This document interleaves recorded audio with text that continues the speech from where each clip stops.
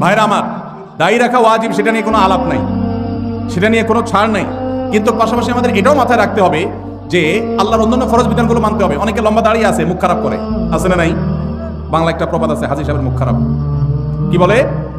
হাজী সাহেবের মুখ খারাপ। এই লম্বা দাড়ি নিয়ে মুখ খারাপ করে কি করে না? লম্বা দাড়ি নিয়ে দোকানদার দেশি মশারি আর ইন্ডিয়ান মশারি মিশায় দেশি মশারি তেলগুলো বিক্রি করে কি করে না? তাহলে দাড়ি আছে, তিনি ওয়াজিব আমল করেছেন, সবও পাবেন, কিন্তু যেই কাজটা করছেন ওইটা দাড়ি রেখে যে সব পাচ্ছেন তার চেয়ে অনেক বেশি ক্ষতি তিনি করছেন ওই কাজটা করে। ঠিক না? ঠিক।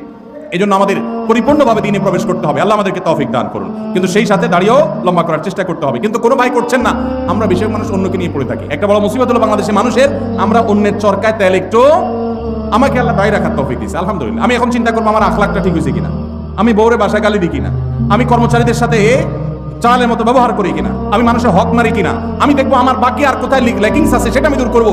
আমি দাঁড়িয়ে আছে, এই জন্য যার দাড়ি নেই তারে খোঁচা মারি করি আমি। এটা তো কোনো মুসলমানের কাজ হতে, আমি চাইবো আমার ভাইয়ের দাড়ি লম্বা হোক, কিন্তু সেই সাথে আমি চাইবো আমার আরো যে দুর্বলতা আছে সেগুলো যেন দূর হয়। আল্লাহ আমাদেরকে আমলের তৌফিক দান করুন।